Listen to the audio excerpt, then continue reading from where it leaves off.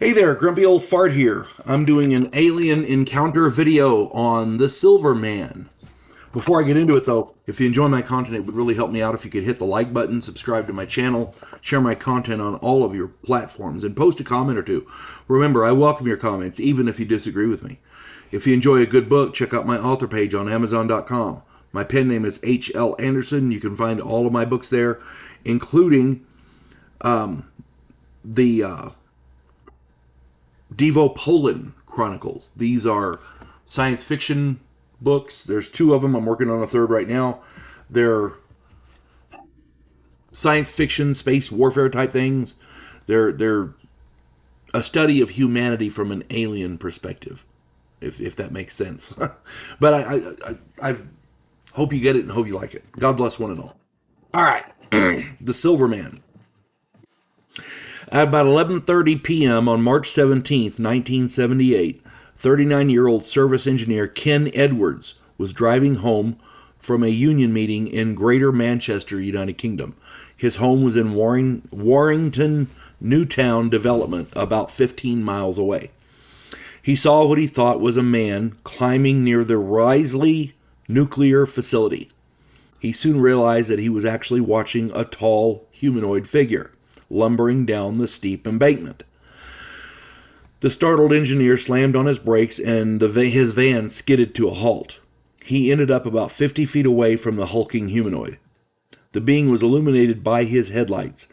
It was at least 7 foot tall and was either a dull and metallic in color or wore a suit of reflective silvery fabric. The being's face was black or covered by a black mask, with no discernible features except for glowing eyes. It had two thin arms which jutted out from its chest like a T-Rex, kind of like the Tyrannosaurus Rex arms. The being lumbered into the road ahead of him, and then two pencil-thin beams of white light shot from its eyes directly into Edward's van. The beams made him dizzy, and he lost all sense of time. He was also paralyzed by that same force. The being then walked across the road and through a chain link fence, not as in, ripping it apart, but as in just like phasing through it. The fence was not damaged. The creature phased through the chain link. When he recovered, he drove home, scared to death. He and his wife went immediately to the police, who took him back to the site. There was no sign of the creature, but the police did find a dead rabbit near the embankment where the creature had walked. There was weird spots in the grass that looked burnt, but they weren't footprints per se. Edward suffered medical problems over the next 6 weeks, including bouts of confusion, paralysis, and tinnitus, weight loss, and stomach cramps. He eventually developed kidney cancer and passed away 5 years later. Witnesses came forward a few months after the sighting, claiming to have seen a cigar-shaped UFO hovering over the nuclear facility. Now, I try not to talk about stories unless there's some form of corroboration, with the sighting, some physical evidence of some kind. Multiple witnesses saw the UFO. Several people did.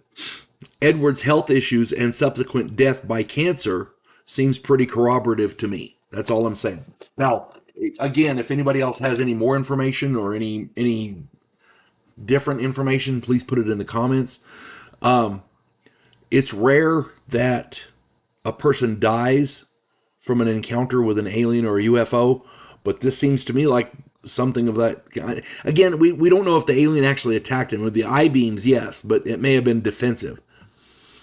There may have not been any malice in the alien's demeanor. They didn't mean to hurt him, but obviously they did. So if you ever see an alien or a UFO, just be wary, because they can hurt you and may not even mean to. So keep that in mind. Again, if anybody else has any more information, stick it in the comments. I'm sure we'd all love to read them. Hope this finds everybody well. You folks have a good one. God bless one and all.